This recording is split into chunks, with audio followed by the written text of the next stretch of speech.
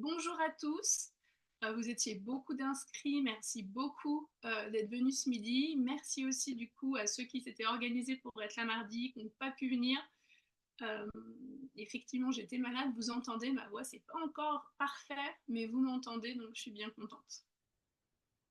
Alors, avant de commencer vraiment, je vais vous redemander, s'il y en a qui ne l'ont pas fait, de couper vos micros, parce qu'il peut y avoir du bruit autour de vous, et comme vous allez être très nombreux ce midi, ce sera plus simple si les petits micros sont coupés. Pour rappel, vos micros, ils sont en bas à gauche, normalement, de la barre d'outils Zoom qui est apparue. Ok. Soyez concentrés pour que ça vous soit le plus profitable, tout à fond profitable pour vous. Donc, vous mettez vos téléphones en silencieux, vous vous mettez à l'aise, vous vous installez confortablement, pas trop, hein, c'est pas le moment de vous endormir. Comme vous êtes beaucoup, ça va être compliqué peut-être pour moi de répondre à toutes vos questions au fur et à mesure. J'essaierai si j'en vois dans le chat, mais sinon, je prendrai le temps surtout d'y répondre à la fin. Je me mets le chat un peu au plus. Ah, voilà, super. Ok, on va essayer de prendre un temps à la fin, c'est pour ça que je ne sais pas trop en perdre là. Bienvenue à tous. Euh, Si vous êtes là, l'idée, Sophie le disait un petit peu du coup dans le chat tout à l'heure, l'idée c'est de faire sortir votre candidature du lot, d'attirer l'attention des recruteurs aussi, hein, au niveau de vos candidatures, notamment pour aller en entretien, mais même en entretien, attirer l'attention, c'est important.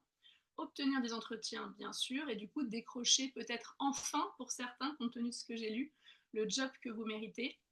Après, concrètement, c'est pas toujours hyper simple, on sait pas toujours comment faire. Parfois, on s'en sent pas capable, on a eu beaucoup de réponses négatives, ça fait très longtemps qu'on n'a pas fait ça, ou au contraire, on est jeune, on l'a jamais fait. C'est pas toujours simple de savoir par où commencer, où et comment trouver des infos fiables. Vous avez besoin d'un coup de pouce, c'est pour ça que vous êtes là. C'est le premier pas vers le job que vous méritez. Donc, je vous en félicite. Euh, Moi, j'ai une méthode, hein, ça fait longtemps que je fais du recrutement et ça fait longtemps que j'accompagne des personnes et à trouver leur projet professionnel et ensuite à trouver le job qui correspond à leur projet professionnel. Donc, vous souhaitez le job que vous méritez. Moi, j'ai la méthode et l'idée vraiment aujourd'hui, c'est de mettre mes compétences et mon expérience au service de votre projet professionnel et de vos objectifs. Donc, je vous disais, ça fait longtemps que je fais ça. Moi, j'ai été en DRH en entreprise pendant plus de 12 ans. Aujourd'hui, je fais encore du recrutement en freelance, en consulting. Je suis coach professionnel, hein, ça fait un certain nombre d'années que j'accompagne les personnes dans leurs projets professionnels. Je suis aussi créatrice de la méthode Révélessence pour le bilan de compétences, c'est pour ça que je me permettais de faire un clin d'œil tout à l'heure, et formatrice pour cette même méthode. Euh, ah oui, et j'ai un mari, 2 enfants, un chien, un chat. Je n'ai plus de poisson rouge, on va peut-être pas en reprendre un tout de suite. Euh, Je vous ai mis quelques témoignages sur la présentation. L'idée pour moi, euh, et on va en parler, hein, c'est de bien définir votre projet professionnel, de mieux vous connaître professionnellement, parce que ce sont 2 étapes préalables et essentielles à une recherche d'emploi. D'accord. L'idée, c'est ce que disait Dimitri, là, ce qui m'a plu dans ce témoignage et ce pourquoi je vous ai mis celui-là, c'est l'idée de se sentir prêt à affronter ce nouveau défi, d'accord, qu'est la recherche d'emploi, ou ce défi qu'est la recherche d'emploi.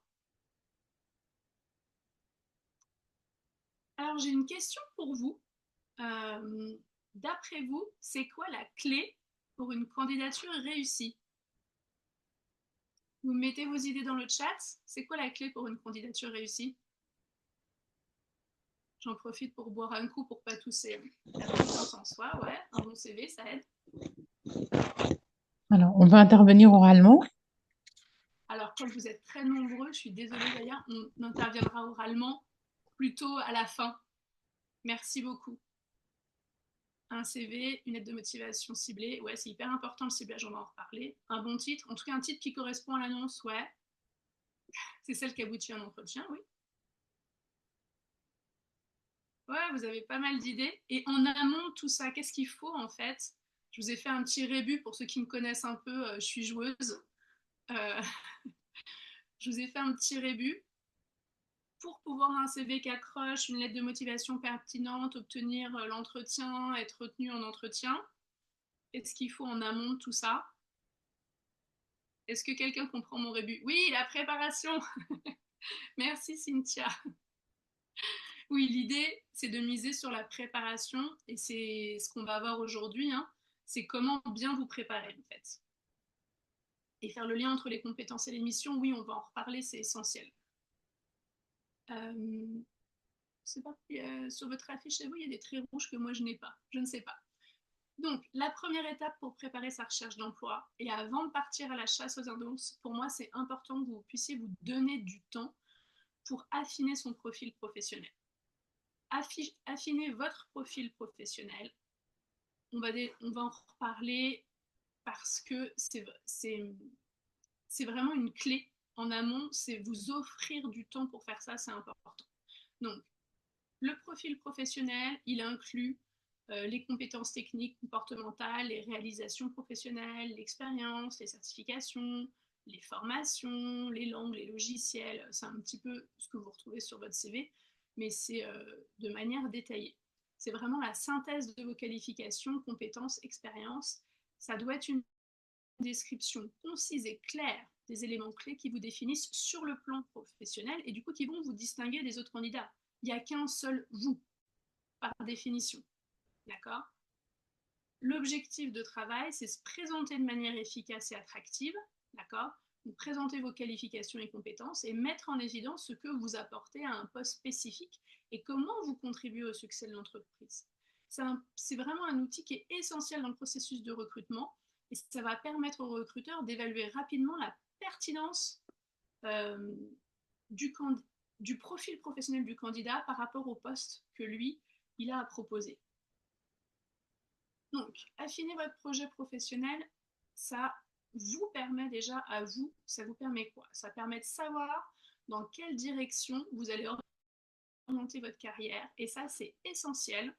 Ça vous aide aussi à identifier les domaines où vous excellez, donc que vous allez pouvoir mettre en avant et à trouver des opportunités qui correspondent à vos compétences, à vos centres d'intérêt. Ça vous permet de déterminer et de comprendre vos forces vis-à-vis du poste que vous visez et vis-à-vis du marché et vos faiblesses. Et du coup, ça vous aide à identifier les domaines sur lesquels vous allez devoir vous améliorer et du coup, développer un plan d'action pour y aller. Hein. Ça, c'est ma casquette de coach pour renforcer ses compétences, justement. Tout ça, ça fait que vous êtes mieux équipé pour prendre les bonnes décisions pour vous en matière de carrière, notamment puisque vous vous connaissez mieux. Vous pouvez identifier les opportunités aussi qui vont mieux correspondre à vos objectifs professionnels et éviter les chemins, les décisions peut-être un peu hâtives, mais qui vont moins vous correspondre. Ça vous permet aussi de gérer votre carrière de manière proactive. Puisque vous savez qui vous êtes professionnellement de manière précise, ça vous permet de savoir de manière proactive identifier des opportunités d'avancement et de développement professionnel qui vont vous correspondre. Alors, à vous, à vos compétences, à vos aspirations. Et je parlais plan d'action tout à l'heure pour les compétences, c'est aussi une stratégie pour atteindre vos objectifs. C'est vraiment un investissement qui est précieux dans votre développement professionnel sur le long terme. À quoi ça sert pour le recruteur? C'est essentiel pour convaincre le recruteur. Parce que vous allez pouvoir, du coup, en identifiant vos points forts et vos axes de progression, vous allez pouvoir mettre vos atouts en avant lors des entretiens d'embauche et aussi dans vos outils de recherche d'emploi qui sont le CV et la lettre de motivation, et puis pouvoir travailler encore une fois sur vos points à améliorer. Ça vous permet aussi de personnaliser votre candidature en fonction des exigences spécifiques du poste pour lequel vous postulez. Vous pouvez mettre en avant les compétences, expériences, réalisations qui sont les plus pertinentes pour le poste visé. Vous êtes du coup aussi en mesure d'argumenter de manière plus convaincante lors de vos entretiens d'embauche. Vous pouvez expliquer en quoi votre parcours, vos compétences, votre expérience correspond aux besoins de l'entreprise et au poste, puisque vous avez fait ce point avant. Et puis, on parlait de confiance tout à l'heure dans le chat, ça va aussi renforcer votre confiance en vous lors des entretiens, puisque vous savez ce que vous avez à offrir et vous êtes capable de communiquer de manière claire et convaincante sur vos compétences, vos réalisations. En donnant des exemples si possible, on en reparlera un petit peu plus loin. Hein. Donner les exemples, c'est hyper important. En plus, les recruteurs posent souvent des questions spécifiques sur le parcours des personnes pour bien le comprendre. Et en approfondissant vos connaissances de votre profil professionnel, vous êtes mieux préparé à répondre aux questions de manière pertinentes. Alors, pour aller un peu plus loin, je vous ai posé des exemples de questions clés qu'on se pose pour affiner le profil professionnel. Évidemment, il y a également des protocoles, des exercices, on travaille quand je vous accompagne ou quand vous êtes accompagné avec des tests de personnalité, tout ça, ça existe et c'est top. Mais là, je vous ai mis quand même quelques exemples de questions clés qui me semblent vraiment importantes.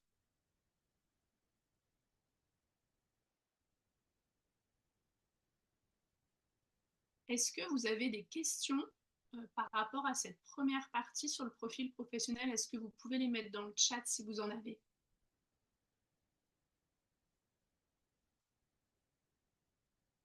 C'est très très clair pour vous? Alors sur ce que moi je propose comme accompagnement, Zaya, je vous en reparle à la fin du coup. Là, je vais rester centrée sur ce qu'est le profil professionnel. Ok Sophie, les autres c'est clair aussi? Ok. Donc, vous avez compris, la première partie, c'est vous faire le point sur votre profil professionnel. La deuxième étape qui me paraît vraiment essentielle pour moi, c'est avant de partir avant la chasse aux annonces, c'est vous donner du temps pour délimiter votre projet professionnel. D'accord? Tout à l'heure, quelqu'un parlait de bilan de compétences, c'est une idée. En tout cas, c'est essentiel pour convaincre les recruteurs dans une démarche de recherche d'emploi, de savoir ce que vous voulez, taille de l'entreprise, secteur d'activité, type de poste. Et évidemment, c'est en lien avec vos critères, vos valeurs, vos aspirations, tout ça. On va rentrer un petit peu dans le détail de ce qu'est le projet professionnel. En résumé, le projet professionnel, c'est comme une carte qui va vous aider à driver vers le succès de votre carrière. D'accord? Un projet professionnel, c'est une vision précise de votre carrière à moyen et long terme. Il englobe vos objectifs professionnels, vos aspirations, ainsi que les étapes que vous envisagez pour atteindre ces objectifs. C'est aussi un plan stratégique, d'accord? Il va vous guider dans le développement de votre carrière en identifiant les étapes clés, les compétences à acquérir, les opportunités à saisir pour progresser dans votre domaine d'activité. Alors, à quoi ça vous sert à vous de délimiter votre projet professionnel? D'abord, vous avez une vision précise de ce que vous recherchez. Donc, vous ciblez efficacement les opportunités d'emploi qui vont vous correspondre réellement. Ça vous permet aussi de gagner en efficacité dans votre recherche, d'accord, d'emploi, et d'augmenter vos chances de trouver un emploi qui vous convient vraiment, puisque vous savez exactement ce que vous voulez. Ça vous permet aussi d'adapter votre CV, votre lettre de motivation et vos entretiens pour mettre en valeur vos compétences et expériences pertinentes par rapport au poste que vous visez. Et ça rend votre candidature un peu irrésistible pour les recruteurs, hein, c'est l'idée. Ça vous permet aussi d'être en confiance parce que vous êtes préparé à répondre aux questions des recruteurs lors des entretiens d'embauche et surtout avec exprimer avec confiance et motivation votre intérêt pour le poste et l'entreprise. D'accord? Vous avez une vision claire de vos critères. Vous savez ce que vous voulez et vous savez ce que vous ne voulez pas ou ce que vous ne voulez plus. Et vous êtes capable de l'exprimer et de le mettre en avant. Donc ça, c'est ce que ça vous apporte à vous. Mais ça apporte aussi beaucoup de choses pour le recruteur. C'est essentiel pour les convaincre. C'est un mot sur lequel je vais beaucoup revenir. Ça permet de rassurer le recruteur. D'accord? Ça permet de rassurer le recruteur parce que du coup, vous avez un projet professionnel qui est clairement défini. Ça démontre au recruteur que vous avez réfléchi à ce que vous vouliez, à vos objectifs de carrière. Et ça rend votre candidature du coup cohérente et professionnelle. Vous savez pourquoi vous avez postulé, vous savez pourquoi vous êtes là, vous savez votre valeur par rapport au poste.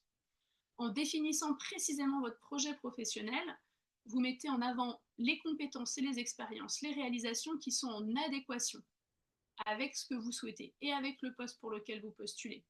Ça démontre au recruteur que vous êtes le candidat idéal pour le poste. Vous n'êtes pas là par hasard. Vous savez pourquoi vous êtes là. Et vous savez quelles compétences et quelles expériences vous permettent de dire que vous êtes fait pour ce poste. C'est rassurant pour le recruteur. Et c'est ce qu'il faut faire. Un projet professionnel bien défini, ça témoigne de votre motivation, de votre engagement. Alors votre engagement envers le poste, votre engagement envers le recruteur qui est devant vous et envers l'entreprise dans laquelle vous postulez aussi. Les recruteurs, ils apprécient que les candidats sachent ce qu'ils veulent. Encore une fois, c'est rassurant pour eux. Un candidat qui a un projet professionnel clair et défini, il dégage plus de confiance en lui lors des entretiens. Ça permet de répondre aux questions des recruteurs avec assurance, de mettre en avant vos compétences et expériences de manière convaincante. En fait, c'est votre argumentaire que vous montez en ayant défini votre profil professionnel et votre projet professionnel. C'est rassurant pour le recruteur. Les recruteurs, ils sont à la recherche de candidats qui ont une vision sur le long terme de leur carrière, qui sont prêts à s'engager sur le long terme aussi avec l'entreprise, car recruter, ça coûte de l'argent et du temps, et le temps, c'est de l'argent. Bref, vous connaissez l'adage. C'est un investissement pour les entreprises, le recrutement. Donc un projet professionnel bien défini, ça montre que vous avez une vision claire de votre avenir professionnel et que vous êtes prêt à investir dans votre développement professionnel. Encore une fois, c'est rassurant pour les recruteurs. De la même manière, je vous ai mis des exemples de questions. Évidemment, il y en a beaucoup d'autres. C'est un sujet qui prend du temps à approfondir. Comme je disais tout à l'heure, comme j'ai vu des personnes dans le chat qui étaient, pour définir le projet professionnel, si en tout cas vous êtes perdu, vous pouvez tout à fait faire un bilan de compétences. Et c'est pris en charge par le CPF si vous en avez. Par rapport au projet professionnel, est-ce que vous avez des questions? Alors, qu'est-ce que j'ai dans le chat?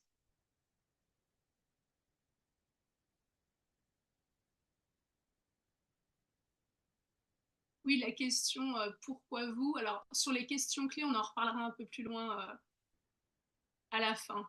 Mais elle n'est pas si nulle que ça, cette question. On en débat à la fin. Les points 1 et 2, ça bloque le passage du CV en entretien.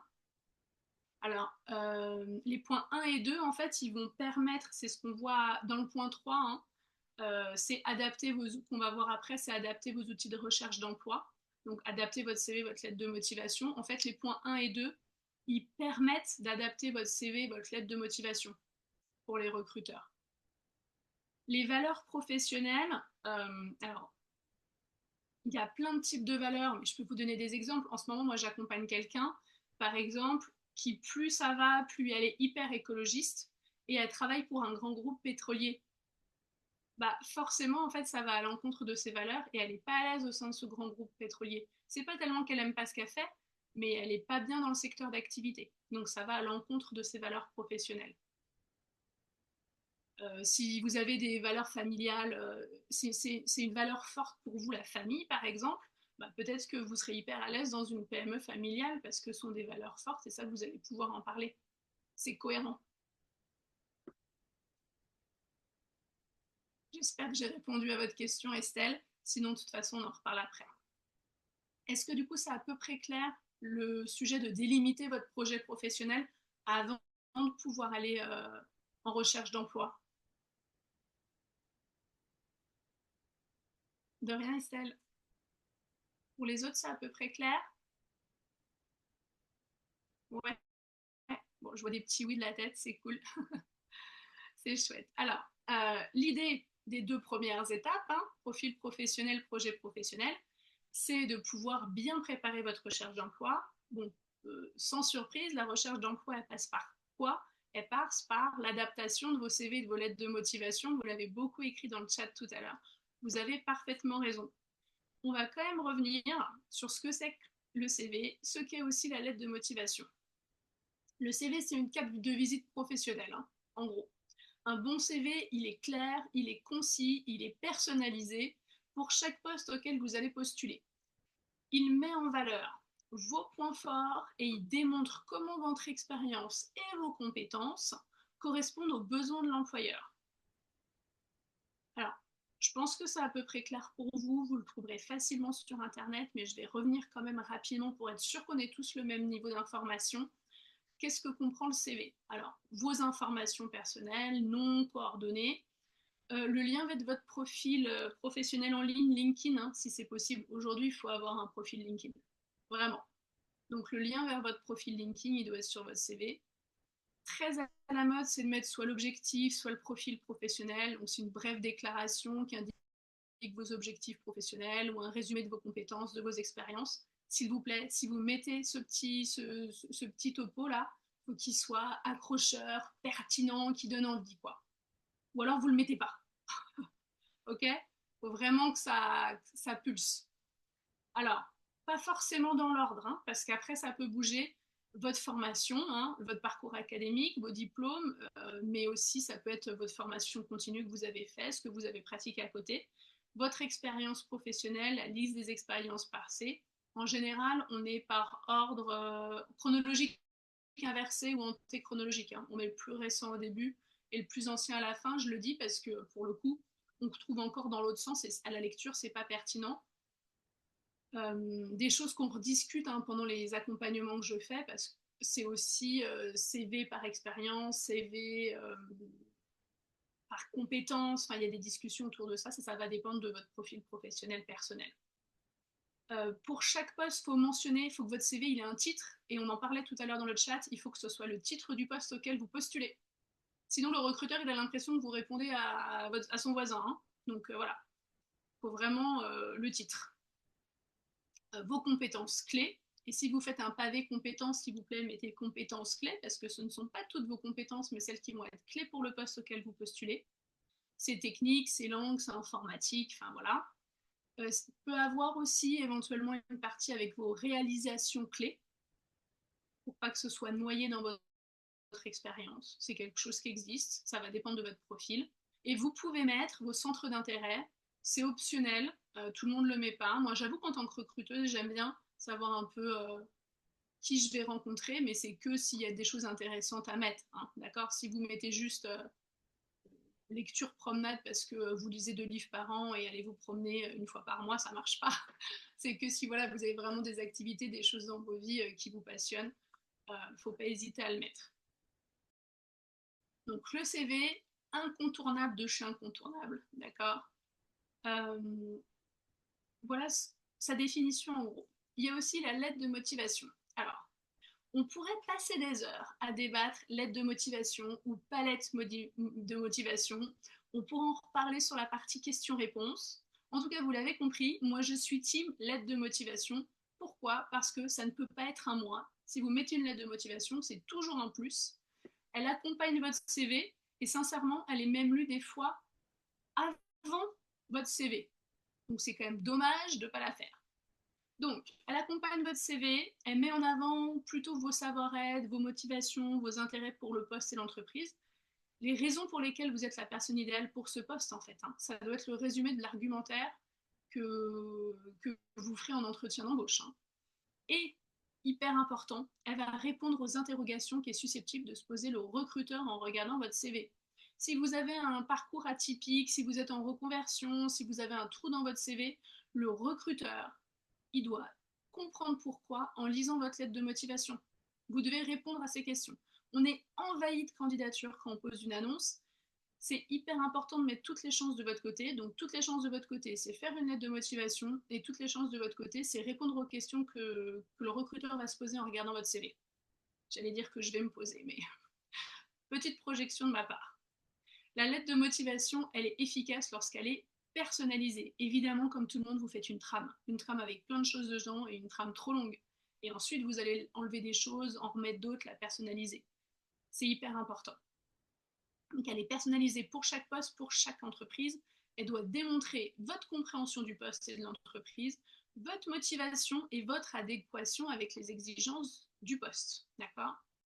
Classiquement, elle se compose de quoi la lettre de motivation? Pareil, hein, vous retrouverez plein de trucs sur Internet. Je le fais rapidement pour que tout le monde ait le même niveau d'info. Vos coordonnées, bien sûr, adresse, numéro de téléphone, mail, profil LinkedIn, si vous en avez un, n'hésitez pas à le remettre, ainsi que les informations du contact du destinataire. Hein.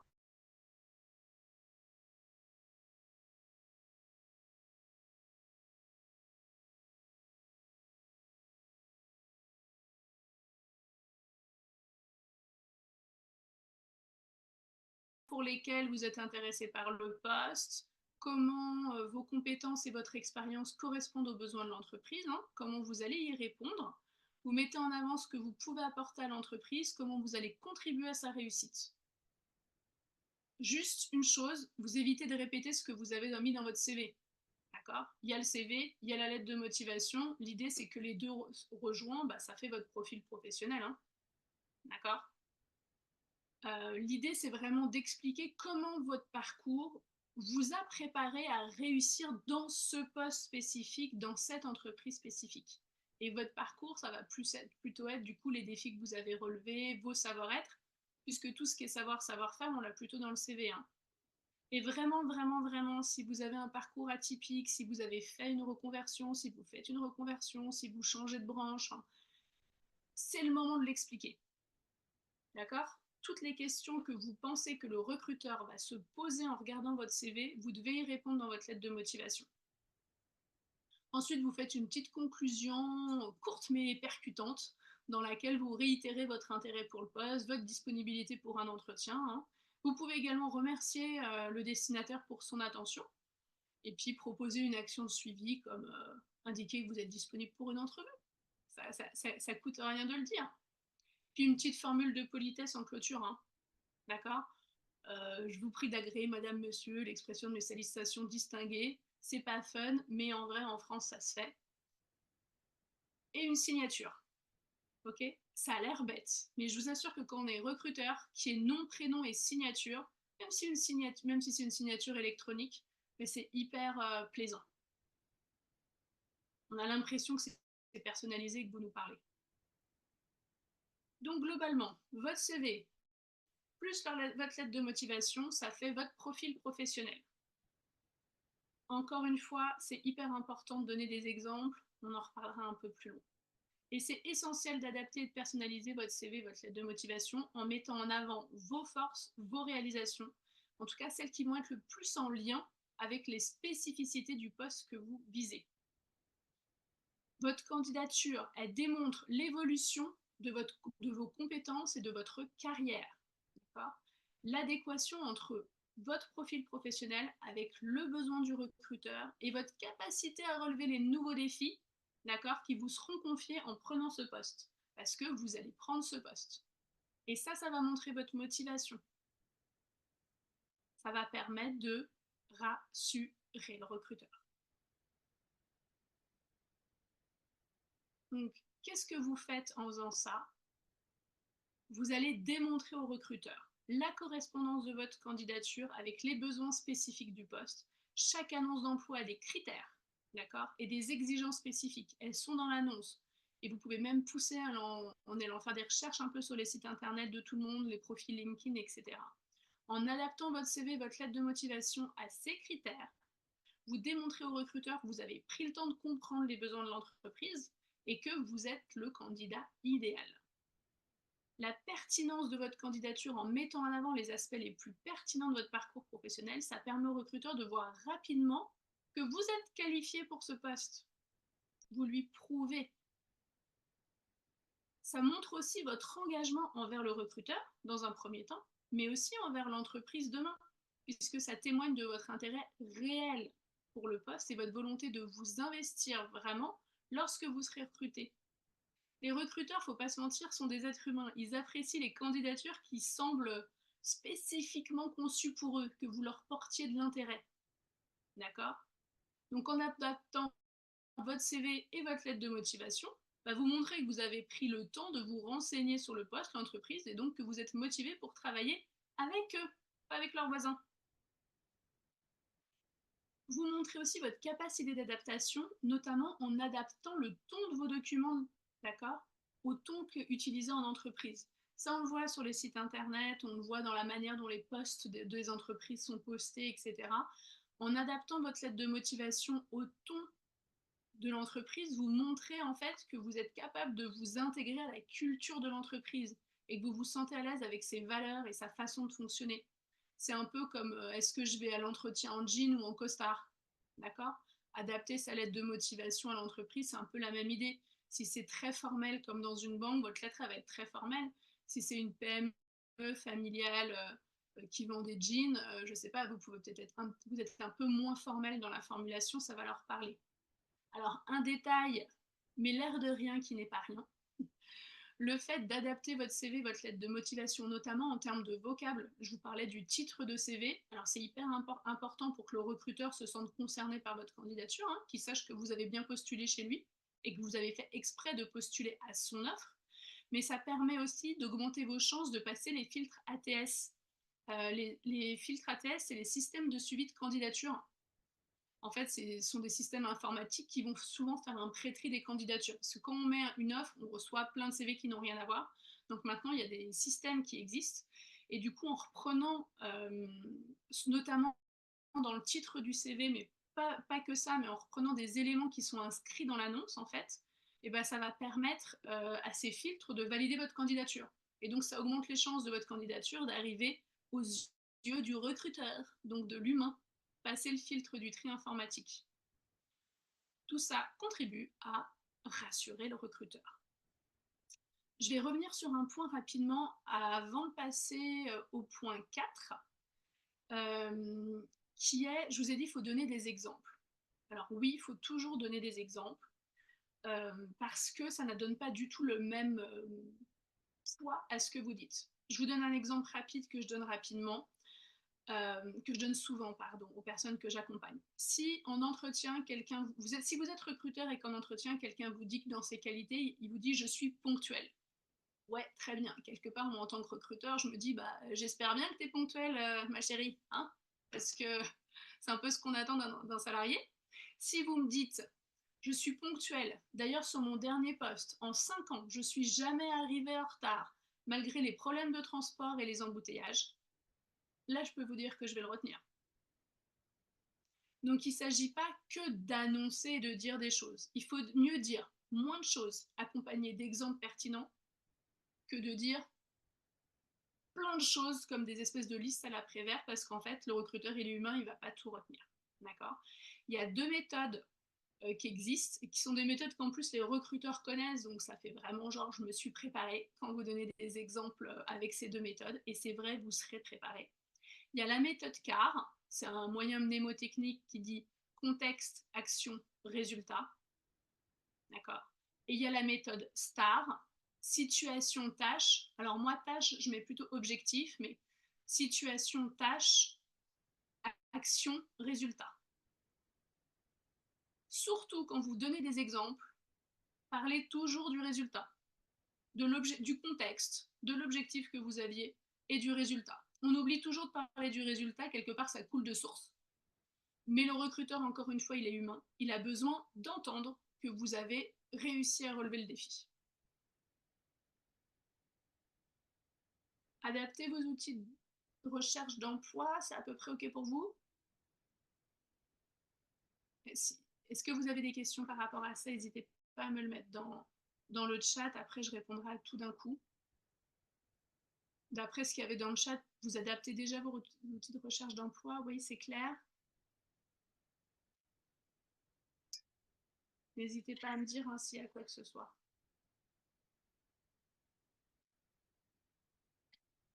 C'est clair, super. Ok, méthode STAR et méthode CAR, hein. CAR, C-A-R. N'oubliez pas, contexte, action, résultat. Pour donner des exemples. Alors, on va passer à notre dernière partie, du coup. Ok, Damien, merci. Juliette, Sophie, merci beaucoup de vos retours.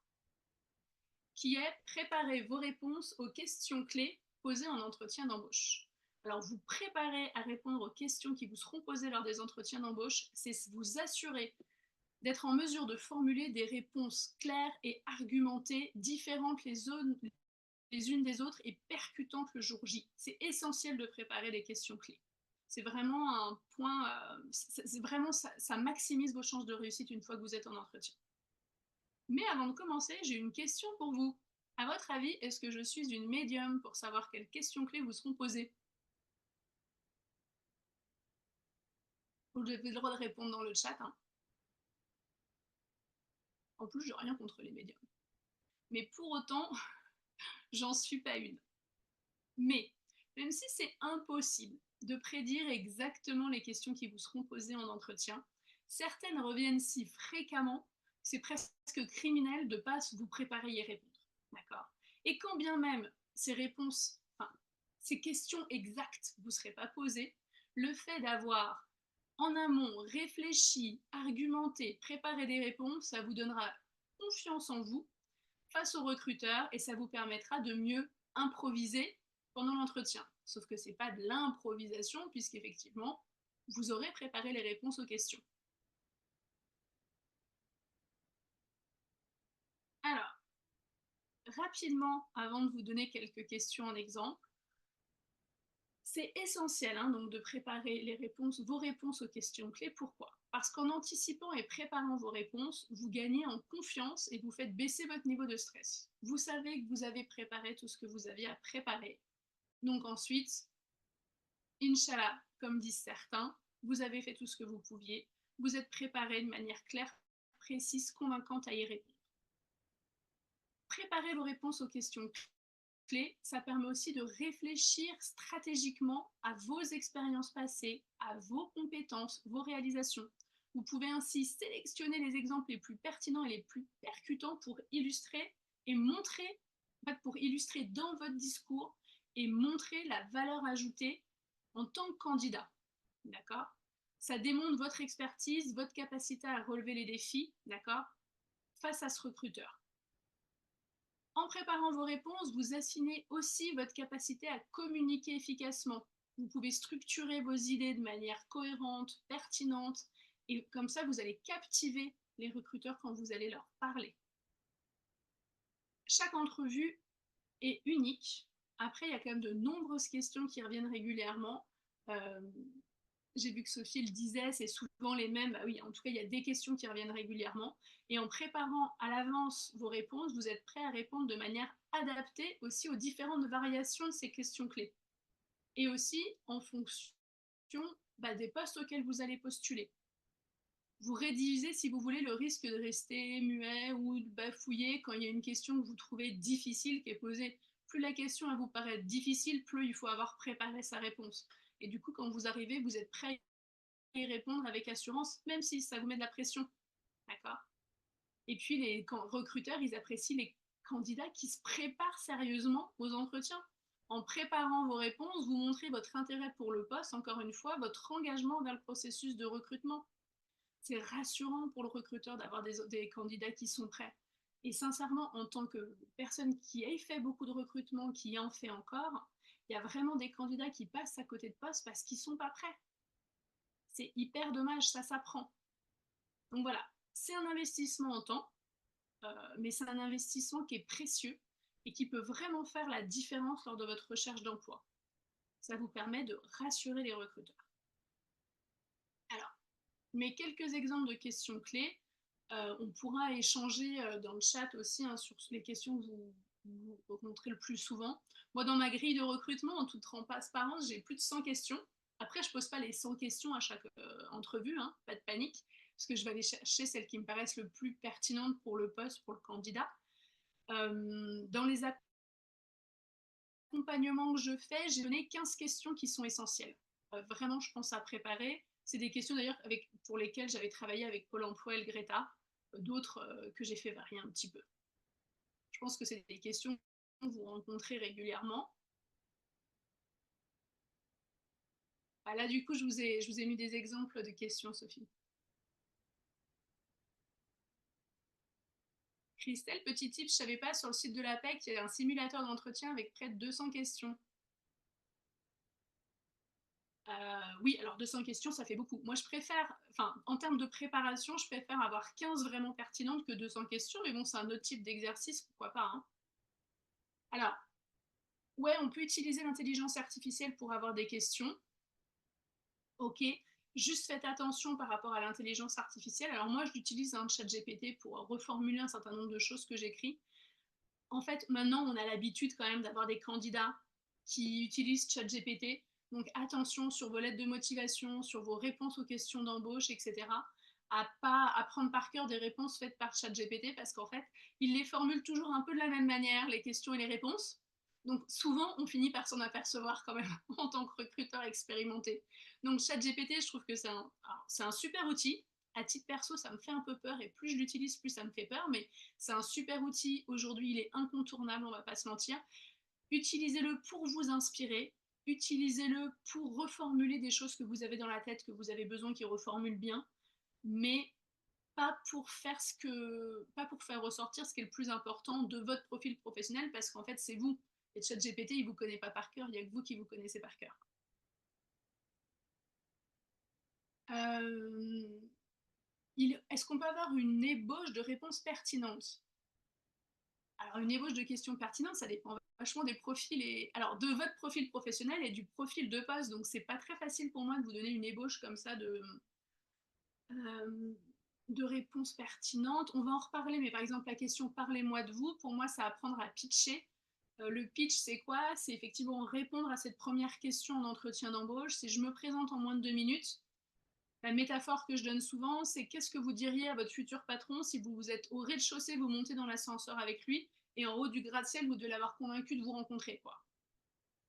Donc voilà, pour le coup, parlez-moi de vous, c'est ça. Alors, vos qualités, vos défauts, moi, mon invitation, c'est de répondre qualité, axe de progression pour le poste. D'accord? Et les qualités sont des défauts et les défauts, les qualités. Donc l'idée des défauts, par exemple, parce que ça peut être considéré comme une question piège, ça peut être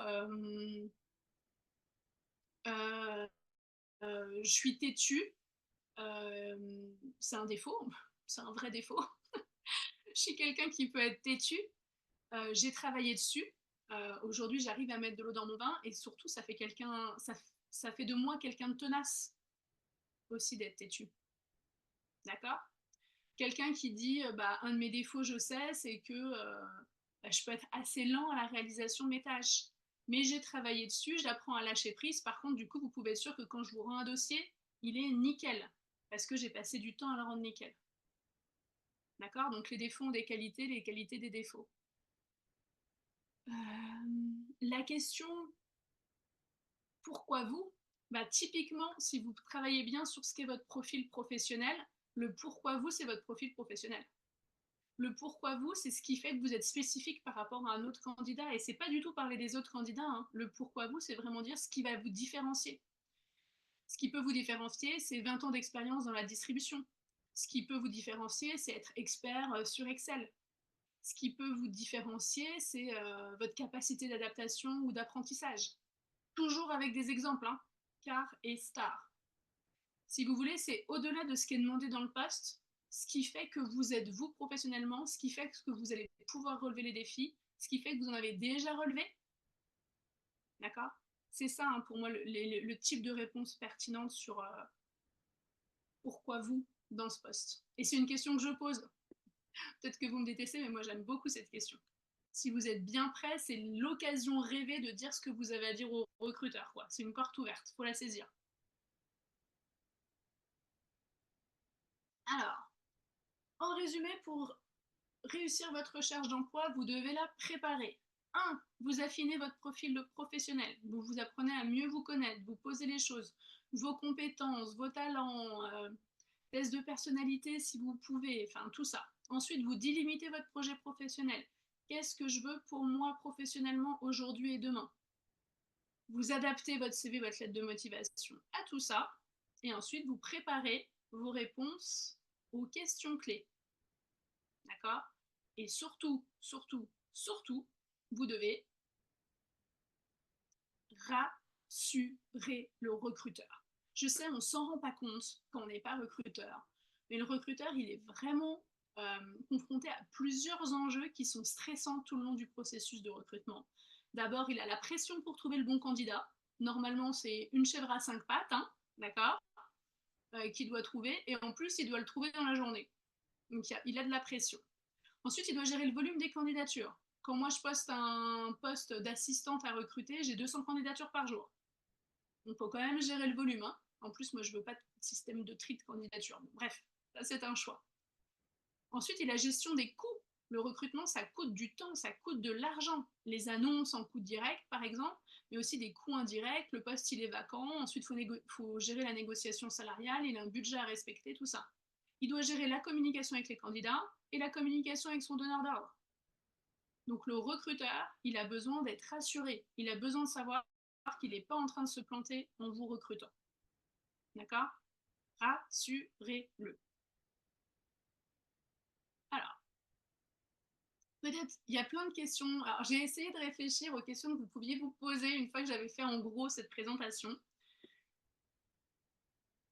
Ce qui est sûr, c'est qu'en fait, ça s'apprend. Donc, vous ne pouvez pas savoir faire ce qu'on ne vous a pas encore transmis, ce que vous n'avez pas encore expérimenté. Donc, c'est normal de vous poser des questions à ce stade, et c'est normal d'aller chercher des réponses, et c'est ce que vous faites aussi hein, quand vous venez à des webinaires comme celui que je fais aujourd'hui. Donc, bravo à vous. Je vous ai remis un témoignage parce que typiquement, Emeline, comme les autres personnes que j'accompagnais, ils ont appris, d'accord? Et ça, c'est une première bonne nouvelle, encore une fois. Ça s'apprend de savoir faire son profil professionnel, de savoir se présenter, de répondre aux questions clés. Et vous n'êtes pas obligé de rester tout seul avec ça.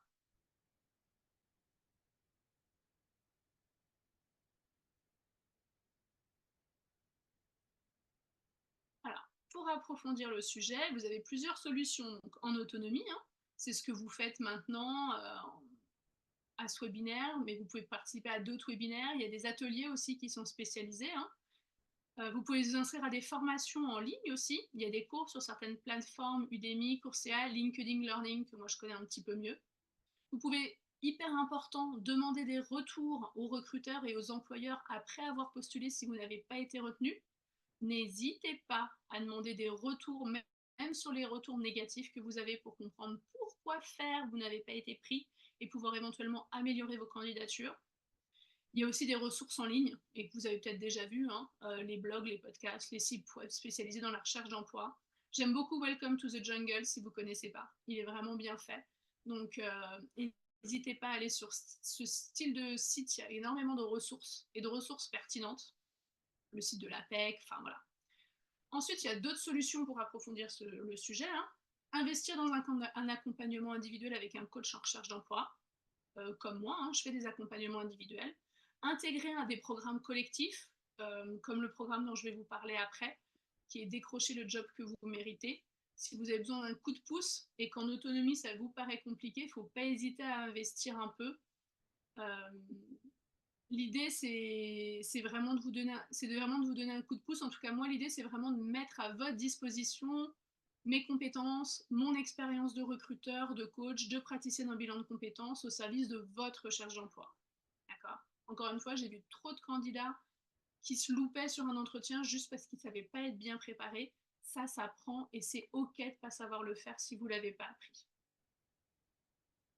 Donc, un accompagnement individuel, je vous ai remis du coup le programme Trouvez votre job que je fais maintenant depuis des années, son prix.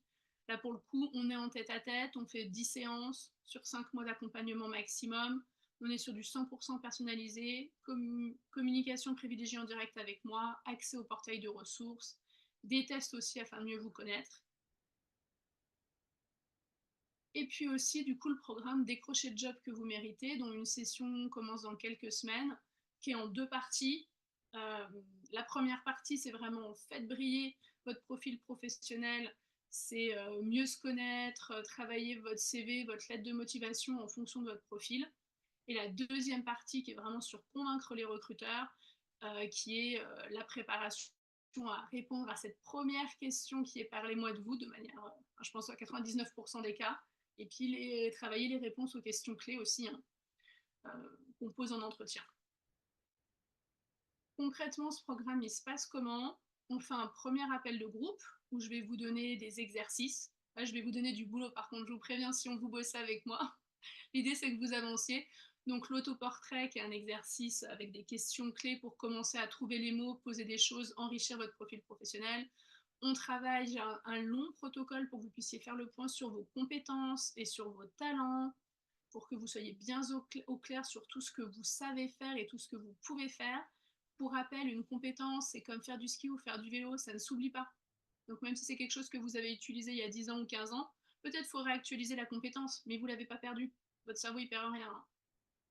Et on travaille aussi avec un test de personnalité, que j'utilise aussi en bilan de compétences d'ailleurs, pour découvrir votre profil professionnel. C'est un test qui est hyper pertinent, qui permet de faire ressortir justement un certain nombre de compétences, de poser des mots, se poser des questions aussi. C'est un test qui a une valeur de 65 euros hein, quand même, et qui est utilisé aussi dans le cadre du recrutement. Une fois qu'on a travaillé tout ça, on se voit sur un premier workshop. Donc l'idée, c'est de mettre en commun, je réponds à vos questions, et puis vous allez travailler aussi sur une synthèse pour pouvoir avoir tout bien devant les yeux quand vous êtes en entretien de manière claire et pertinente. Et puis je vous donne les éléments pour travailler le deuxième workshop. Et le deuxième workshop, il est consacré à valider votre CV et votre lettre de motivation une fois que vous les avez mises à jour avec le profil professionnel qu'on a travaillé ensemble. D'accord ? Et l'idée, c'est vraiment que vous puissiez tester votre CV et votre lettre de motivation en petit groupe avec toutes les personnes du groupe et avec moi pour qu'on puisse vous faire un retour sur votre CV et votre lettre de motivation. C'est essentiel hein, de recueillir des avis et des impressions de personnes qui ne vous connaissent pas parce qu'en fait, on se connaît, on a tellement la tête dedans quand on est en recherche d'emploi, CV, lettre de motivation, qu'il faut que vous puissiez avoir des avis de personnes extérieures et des avis d'experts si c'est possible. Donc sur le fond comme sur la forme. C'est vraiment crucial pour maximiser vos chances hein, de maximiser leur efficacité pour passer cette première étape pour aller aux entretiens d'embauche.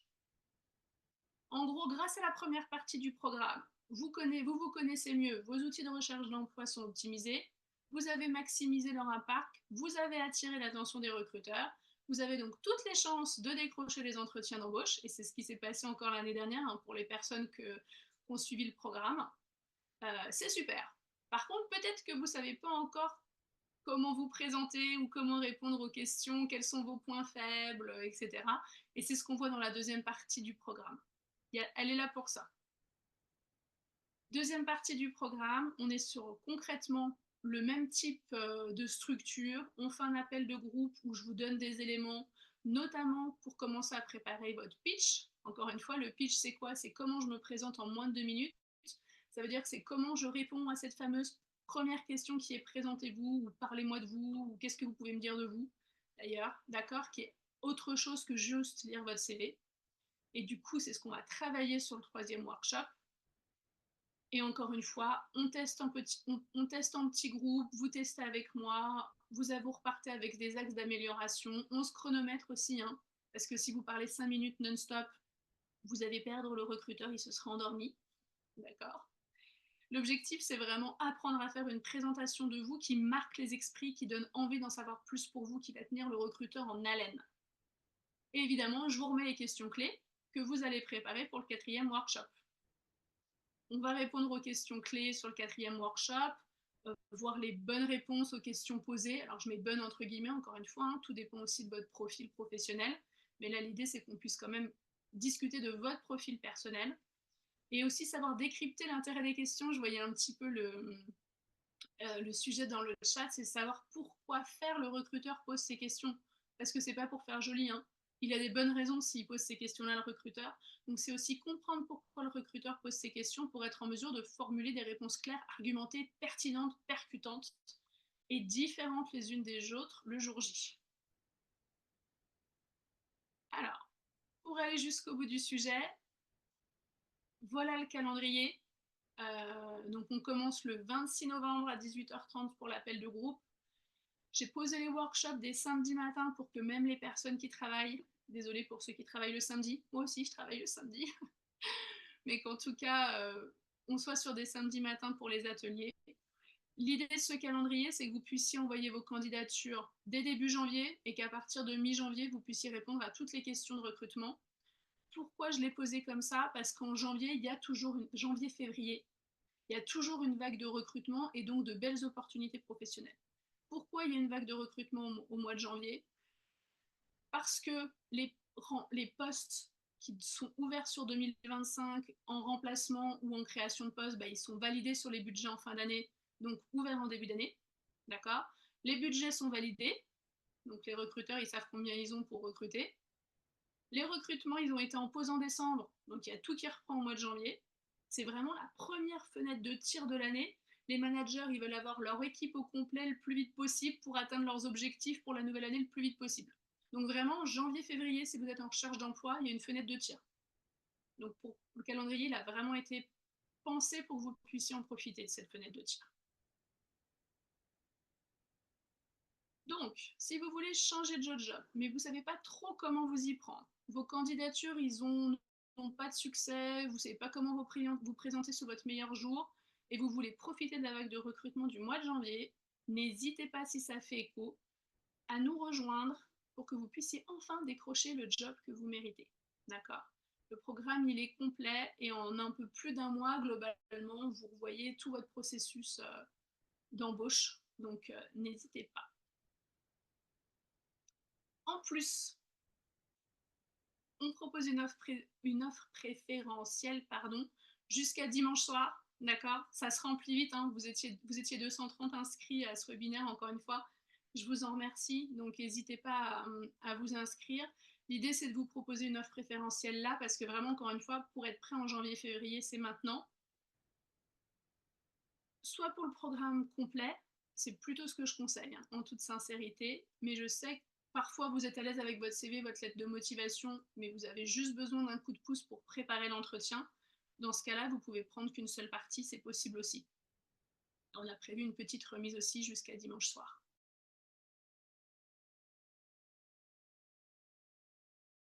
Avant la partie questions-réponses, j'ai pas laissé beaucoup de temps.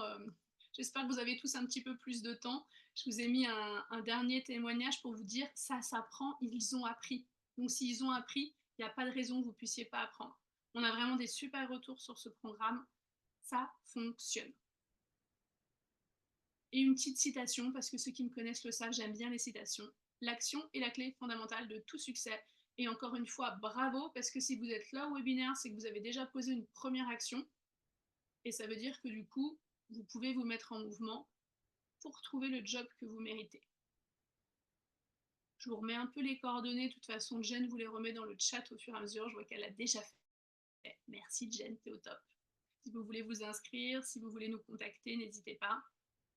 Encore une fois, l'idée pour moi, c'est de mettre mes compétences, mon expérience de recruteur, de coach, de praticienne en PNL, en bilan de compétences à votre disposition pour votre recherche d'emploi.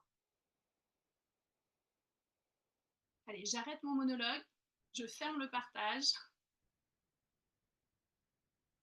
Et ce que je vous propose, alors vous êtes encore beaucoup, c'est top, mais alors du coup, je ne suis pas sûre qu'on puisse le faire à voix haute. Enfin, vous risquez de beaucoup vous couper la parole. Si vous avez des questions, quelles qu'elles soient, n'hésitez pas du coup à me mettre vos questions dans le chat. J'ai essayé d'y répondre un peu au fur et à mesure, mais c'est pas évident parce qu'il y avait plein de monde. Donc si vous avez des questions sur le programme, sur le processus de recrutement, alors quelle est la différence entre moi et un cabinet d'outplacement? Alors je ne peux pas vous répondre directement parce que les cabinets d'outplacement, ils n'ont pas tout à fait tous la même offre. Donc je ne peux pas parler de ce que je ne connais pas. Je sais pas.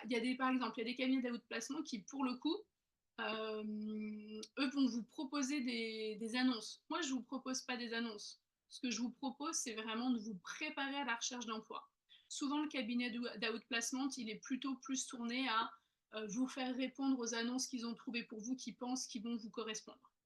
Moi, je suis vraiment tournée sur apprenez à mieux vous connaître, délimiter votre projet professionnel. Soyez très au clair avec tout ça et on va apprendre ensemble à bien le présenter, à bien mettre en avant pour que ce soit pertinent, percutant, etc.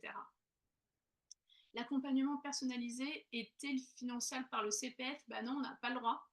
C'est de l'accompagnement et du coup, ça ne rentre pas dans les actions de formation. Ce qui est finançable par le CPF, c'est le bilan de compétences, par contre, sur la partie projet professionnel. Alors, le coût d'un outplacement, je ne peux pas vous répondre, ça dépend des cabinets. Il y a des grands cabinets qui prennent très cher, des petits cabinets qui prennent moins cher. Il y en a certains qui sont spécialisés aussi, donc il faut aller voir, quoi. Très rassurant, intéressant. Merci pour ce partage. Bah, de rien. C'est chouette que ma présentation vous ait plu et qu'elle soit claire. Je suis contente de ne pas avoir trop toussé, que vous m'ayez entendu jusqu'au bout. Merci beaucoup, Dorothée. Merci à vous. Si vous avez des questions, même sur votre cas particulier, c'est maintenant, hein. Alors, il n'y a pas une partie pour l'instant dans le programme qui est pour booster LinkedIn. Sur LinkedIn, ce qui est hyper important, c'est que votre profil il soit bien clair. bien à jour. Ce qui est hyper important aussi, c'est si vous pouvez avoir des personnes qui font des recommandations sur vos compétences, c'est hyper important. Donc n'hésitez pas à y aller. Sur LinkedIn, à mettre à jour, etc. De rien, Sylvie. Au revoir Valérie, merci à vous. Après, LinkedIn, ils ont des programmes de formation hein, qui sont gratuits ou qui sont assez peu chers sur comment mettre votre profil professionnel à jour pour faire remonter dans leur algorithme. Parce que le problème des réseaux sociaux, c'est que c'est aussi une question d'algorithme, en vrai. Est-ce que vous avez des questions sur des situations particulières, des questions clés sur lesquelles vous êtes en difficulté pour répondre, qui pourraient en plus servir un petit peu à tout le monde?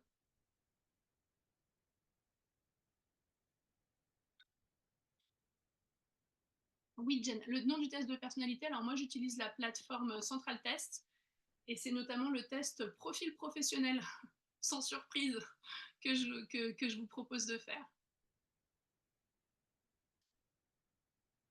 Alors tout à l'heure je disais qu'il faut mettre en adéquation nos expériences et le CV, mais est-ce que cela veut dire qu'on peut enlever des passages? Alors oui, si c'est pas du tout pertinent pour le poste que vous visez. Je pense par exemple à quelqu'un qui aujourd'hui est designer web, qui a fait du maquillage professionnel il y a 20 ans. Je suis pas sûre que de mettre maquilleuse professionnelle sur son CV, ce soit pertinent pour décrocher un job de designeuse web. Après, faut pas non plus que ça crée un gros trou sur votre CV, sinon ça va interroger le recruteur. C'est pareil, si vous avez un master, ça n'a peut-être pas le sens de mettre le bac que vous avez sur votre CV, ou si vous avez 20 ans d'expérience, est-ce que le fait que vous ayez eu un bac STT ce soit intéressant? Je suis pas sûre. Donc c'est là où il faut faire un petit peu le tri, quoi. J'ai un parcours chaotique, comment le positiver? Alors c'est un peu trop vague pour moi comme question, je connais pas votre parcours, je sais pas quoi vous dire. Par contre, si vous avez un parcours, alors chaotique, je sais pas, si c'est tout à fait le bon terme, mais hétéroclite, avec plein de choses dessus, plein de choses différentes, peut-être regarder des exemples de CV par compétence plutôt que des CV par expérience. Parce que du coup, ça veut dire que le recruteur, la première chose qu'il va voir, c'est vos compétences rangées par grands groupes de types de compétences, plutôt que des expériences qui vont lui paraître incohérentes, en fait.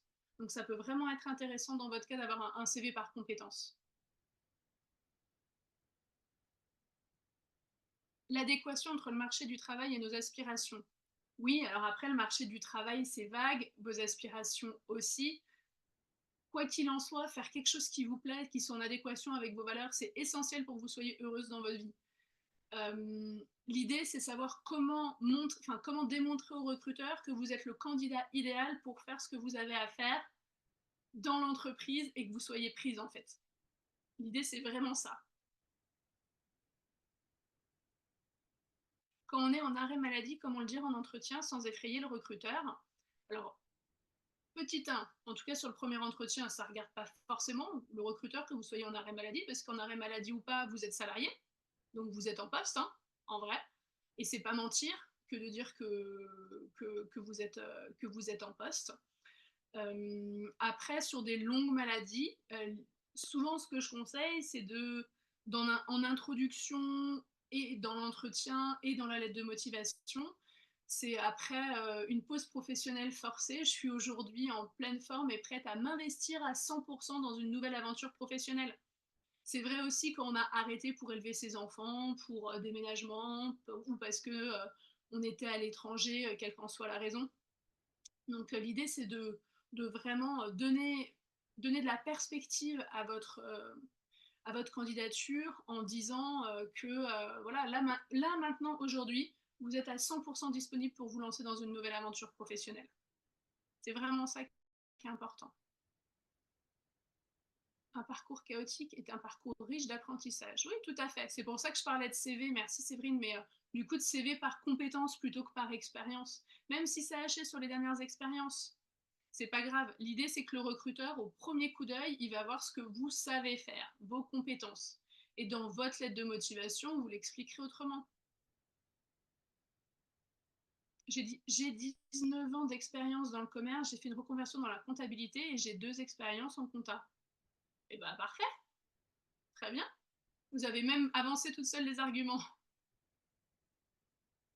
Zaya, je m'intéresse à plusieurs domaines, comment valoriser cela?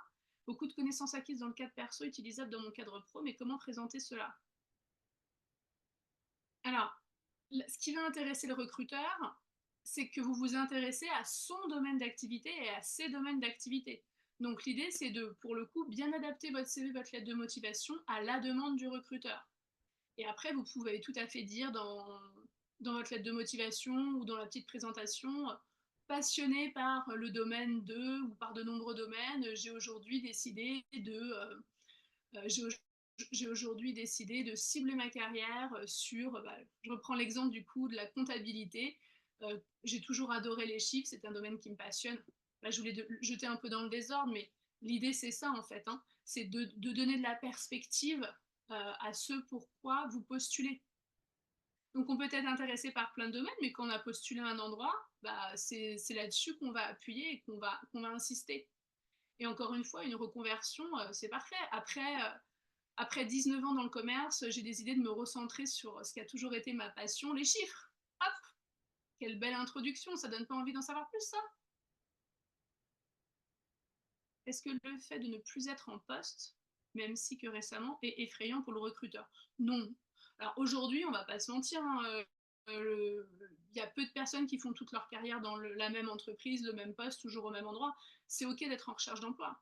Et si ça fait un petit moment, c'est ok aussi de dire dans la lettre de motivation, après avoir pris un temps pour redéfinir mon projet professionnel, je suis aujourd'hui déterminée à me lancer ou à me concentrer sur le domaine de la comptabilité, pour reprendre l'exemple qui était donné récemment.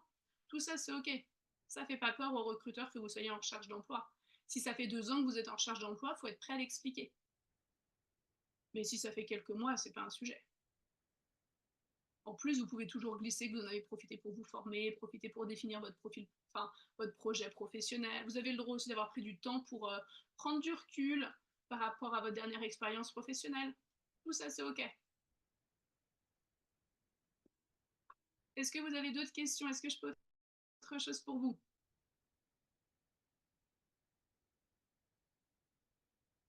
C'est bon pour vous? Comment, après 15 ans de commercial dans le vin et le champagne, miam, pardon, et cosmétique, je peux accéder à un poste de délégué pharmaceutique qui demande souvent de l'expérience dans cet univers? La question est un petit peu précise pour que je puisse vous répondre. Ce qui est hyper. N'hésitez pas à aller voir des délégués pharmaceutiques, notamment sur LinkedIn. Prenez contact, parlez-en avec eux, demandez-leur comment ils ont accédé à leur poste de délégué pharmaceutique, de comment ça peut se passer. Euh, Faites du réseautage et puis allez voir les compétences qu'il faut pour être délégué pharmaceutique et mettez en avant les compétences que vous avez déjà qui remplissent ce poste. Et puis, n'hésitez pas, enfin, en fonction de votre situation, par exemple, si vous êtes à la recherche d'un emploi, Pôle emploi fait des conventions aussi qui permettent d'aller expérimenter en entreprise et donc prendre de l'expérience de délégué pharmaceutique. L'idée, encore une fois, c'est rassurer votre recruteur, que vous connaissez le domaine, que vous avez les compétences, etc. J'espère que j'ai à peu près répondu à la question. Lisa, c'est très clair, c'est chouette. Comment dire au recruteur qu'une expérience s'est mal passée? Bon, allez, on va terminer là-dessus, mais c'est important. C'est ok de dire au recruteur qu'on ne s'est pas quitté en de bons termes.